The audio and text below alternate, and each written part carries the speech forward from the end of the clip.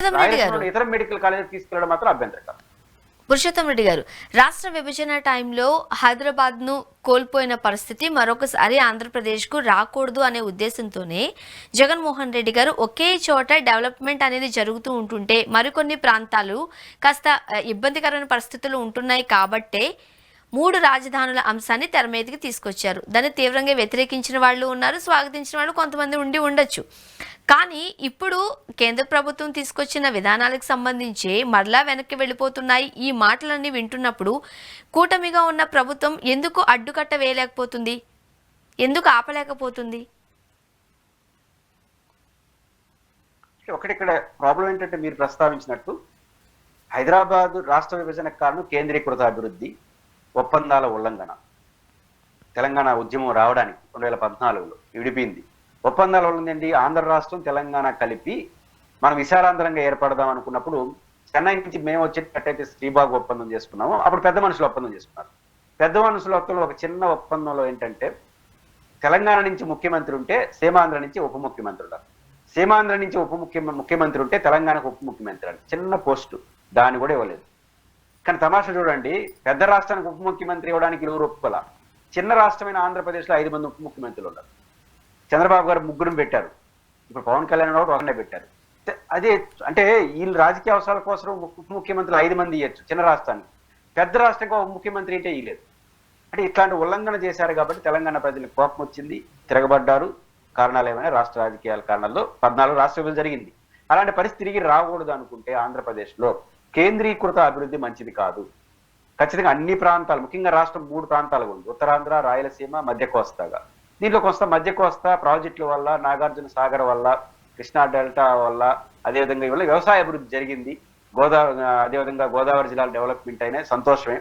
కాబట్టి సహజంగా అది కొంచెం ముందుంటుంది. అట్లాంటి సమయంలో మిగతా ప్రాంతాలు కూడా దానికి అనుకూలం తీసుకున్న రాజధాని కూడా రాయలసీమలో ఉంటే బాగుంటుంది చర్చ నడిచింది. సరే, అది జరగలేదు. మళ్ళీ జగన్ గారు వచ్చారు. 3 ప్రాంతాలు 3 రాజధానులు అనే కాన్సెప్ట్ కరెక్టే, కానీ 3 రాజధానులు అనేది రాంగ్ సిగ్నల్ వెళ్ళిపోయింది. 3 రాజధానులు ఉంటాయా అని. కానీ రాష్ట్ర కేంద్రంలోని కొన్ని కీలక కార్యాలయాలు వివిధ ప్రాంతాల్లో లొకేట్ చేయడం అనేది దేశంలో ప్రపంచంలో ఉంది. ఇట్లాంటి నేపథ్యంలో సరే దానికి భిన్నంగా మాట్లాడారు. మేము ఏకైక రాజధాని అమరావతిని నిర్మిస్తా ఉన్నారు. రెండోది ఆడ కేంద్రీకృత అభివృద్ధి చేస్తున్నారు, సెల్ఫ్ సఫిషియెంట్ రాజధాని అన్నారు. ఓకే, ఈ విషయంలో మాకు భిన్నాభిప్రాయాలు ఉన్నా మీరు చెప్పిన మాట కన్నా మీరు కట్టుబడి ఉండండి. మీరేం చెప్పారు? సెల్ఫ్ సఫిషియెంట్ రాజధానిగా అమరావతిని అభివృద్ధి చేస్తాము అని చెప్పారు. ఇప్పుడు సెల్ఫ్ సఫిషియెంట్ రాజధాని అని చెప్పి 15,000 కోట్ల రూపాయల ప్రపంచ బ్యాంక్ అప్పు తేవడం ఏంటి? 12,000 కోట్ల రూపాయల నాబార్డు నుంచి అప్పు తేవడం ఏంటి? రాష్ట్ర బడ్జెట్ నుంచి నిధులు కేటాయించడం ఏంటి? కాబట్టి సెల్ఫ్ సఫిషియెంట్ రాజధాని ఆచరణలో సాధ్యం కాదు. అందువల్లనే ఒక అడ్మినిస్ట్రేషన్ క్యాపిటల్ గా దాన్ని పరిమితం చేసుకుంటే ఇతర ప్రాంతాలకు కేటాయిస్తారు. మీరేమన్నారు? అమరావతిని కేంద్రీకృత అభివృద్ధి చేస్తే ఇతర ప్రాంతాల్లో అభివృద్ధి వికేంద్రీకరిస్తాము అన్నారు. గుడ్, మీ స్ట్రాటజీ మీది.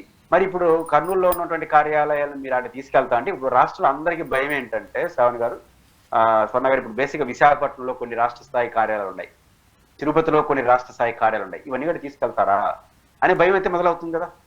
వాట్ బేస్ కర్నూలులో ఉన్నటువంటి 4 కార్యాలయాలు ఎందుకు తీసుకెళ్తున్నారు? హైకోర్టు కాదు అది, సెక్రటేరియట్ కాదు అది, అసలు ఈ 3 కార్యాలయాలు అమరావతిలో పెడతామని మీరు చెప్పారు. గుడ్, పెట్టుకోండి. కానీ ఇతర రాష్ట్ర స్వభావం కార్యాలయాలు కర్నూలులో ఉండే వాటిని తీసుకెళ్తే రేపు తిరుపతిలో ఉండేవి తీసుకెళ్లరా, విశాఖపట్నంలో ఉండే తీసుకెళ్తానంటే ఒక భయం వస్తుంది కదా. మా ప్రాంతంలో ఉన్న రాష్ట్ర స్వభావం ఒక ప్రాంతంలో స్టేట్ నేచర్ కలిగినటువంటి కార్యాలయం అంటే ఒక గ్లామర్ ఉంటుంది. హైదరాబాద్కి ఏంటి గ్లామరు? ఎంత అభివృద్ధి చెందిన అసెంబ్లీ, సెక్రటరీ, అది గ్లామర్ ఫోకస్. అట్లే విశాఖపట్నంలో Visakha steel plant, ship yard, తిరుపతిలో టీటీడీ ఏడీ బిల్డింగ్, ఇతర రాష్ట్ర కార్యాలయాలు, మహిళా యూనివర్సిటీ, ఎస్వి యూనివర్సిటీ. కర్నూలుకి వస్తే ఈ గ్లామర్ ఉంది. ఈ గ్లామర్ పోకూడదు కదా. కాబట్టి మీరు చెప్పిన మాట కన్నా మీరు కట్టుబడి ఉండి మీతో విభేదించండి. మీరు ఎన్నికల ముందు ఇవన్నీ మాట్లాడారు కాబట్టి మీరు చేసుకోండి. కానీ ఎన్నికల ముందు మాట కన్నా కచ్చిబడి ఉండండి. ఇతర ప్రాంతాల రాష్ట్ర కార్యాలయాలు తీసుకెళ్లకూడదు అనేది మా యొక్క అభిప్రాయం. రైట్. నెక్స్ట్ మనం ఏపీలో పరిస్థితి ఒకటి చూసినట్లయితే ఫ్రీ ఇసుక విధానానికి సంబంధించి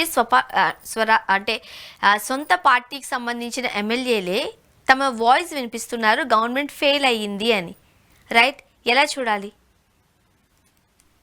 ఇప్పుడు స్వపక్ష ఎమ్మెల్యేలే బహుశా అది వారు మాట్లాడారు. బహుశా వారు మాట్లాడుతున్న మైక్ డిస్టర్బెన్స్ కూడా వచ్చినప్పుడు ఆయన కొంచెం ఆగ్రహం కూడా వ్యక్తం చేసినట్టున్నాడు ఉపసభాపతి పైన.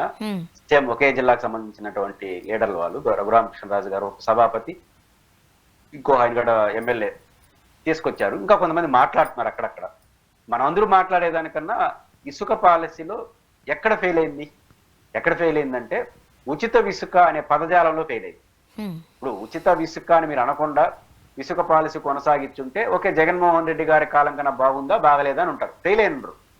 జగన్మోహన్ రెడ్డి గారి కాలంలో ఒక ట్రాక్టర్ ఇసుక ఒక 10,000కి వచ్చింది అనుకోండి, ఇప్పుడు 11,000కి వస్తే అప్పటికన్నా ఒక 1000 రూపాయలు పెరిగిందబ్బా అనుకుంటారు. లేదా తగ్గింది అనుకో, జగన్ గారి పెరిగిన ఒక 1000 రూపాయలు తగ్గింది అనుకుంటారు. ఇన్ టైంలో వచ్చిందో చూస్తారు. ఎప్పుడైతే మీరు ఫ్రీ ఇసుక అని అన్నారో, ఏడుంది ఫ్రీ ఇసుక అని చర్చ వస్తాం. ప్రాథమికంగా ఉచిత ఇసుక అనే మాటే ఇక్కడ ప్రాబ్లం వస్తాం. ఉచిత ఇసుక అంటే చంద్రబాబు గారు చెప్తారు, ఉచిత ఇసుక మీద వచ్చి మీ ఇంట్లో పోయాలని అంటాడు. అట్లానే ఊరు అనుకోరు. గతంలో కన్నా ది బెస్ట్గా ఉండాలి. ఇంక ఉచితం అంటే అర్థం ఏంటి? ట్రాన్స్పోర్ట్ ఛార్జీస్ తప్ప మిగిలిందంతా ఫ్రీగా రావాలి. ట్రాన్స్పోర్ట్ అండ్ లేబర్ ఛార్జెస్ అంటే ఆడ ఇసుకని తోడుకోవడం, ఆ నుంచి ట్రాన్స్పోర్ట్ తీసుకొచ్చి మన ఇంటికాడికి తీసుకు ఈ రెండు పోతా మిగతా. గతంలో జగన్మోహన్ రెడ్డి గారు ఏమున్నారు, ఇసుక కూడా కొంత డబ్బులు తీసుకున్నాడు. అంటే అది పూర్తిగా రాష్ట్ర ఖజానాకు పోయింది. ఇసుకకు డబ్బు, తవ్వడానికి కూలీలకి, ట్రాన్స్పోర్ట్, ఈ 3 గత ప్రభుత్వం వల్ల ఒక అమౌంట్ వచ్చింది. కొంత లేట్ అవుతుందని విమర్శలు వాళ్ళ పైన ఉన్నాయి. ఇప్పుడు మీ ప్రభుత్వం వచ్చిన తర్వాత ఒకటి తగ్గిపోవాలి కదా. అదేంటంటే ఇసుక మీద ఆనాడు రాష్ట్ర ప్రభుత్వం కొంత డబ్బులు వస్తుంది. ఇప్పుడు దాన్ని ఫ్రీ చేయాలి కదా. మీరు ఫ్రీ చేస్తే తగ్గాలి కదా. ప్రజలు ఏం చూస్తారంటే మీరు ఏం పేరు పెట్టారని కాదు, మీరు ఏం చెప్తున్నారు గతం కన్నా బాగుంది లేదో చూస్తారు. మీ ఎమ్మెల్యేల మాటల ప్రకారం గతం కన్నా బాగలేదని చెప్తున్నారు. దీనికి ప్రభుత్వం సమాధానం చెప్పాలి. రెండో పాయింట్, మీరంటే అత్యంత అభిమానించే మీడియా ఛానల్సే ఇసుక పైన రోజు కథనాల పైన కాదు, సాక్షి కన్నా వాళ్ళు ఎక్కువ రాస్తున్నారు. అంటే దాని అర్థం ఏంటి? ఎక్కడో సంథింగ్ ఈజ్ రాంగ్. కాబట్టి ఉచిత ఇసుక అనే విధానపరమైన నిర్ణయంలో ఒక గందరగోళం ఉంది. జగన్మోహన్ రెడ్డి గారి కన్నా బెటర్గా ఉందనుకున్న మీరు హామీ ఇచ్చి జగన్మోహన్ కన్నా ఇంకా ఇబ్బందికర పరిస్థితి రేట్ల విషయంలో అందుబాటులో లేకపోతే అది ఫెయిల్ అయినట్టుగా భావిస్తుంది. అది వాళ్ళు ఎమ్మెల్యేలు లోకల్గా ఉంటారు కాబట్టి వాళ్ళకి ఆ బాధ తెలుసు కాబట్టి వాళ్ళు ప్రజెంట్ చేస్తున్నారేమో అని అర్థం అవుతుంది.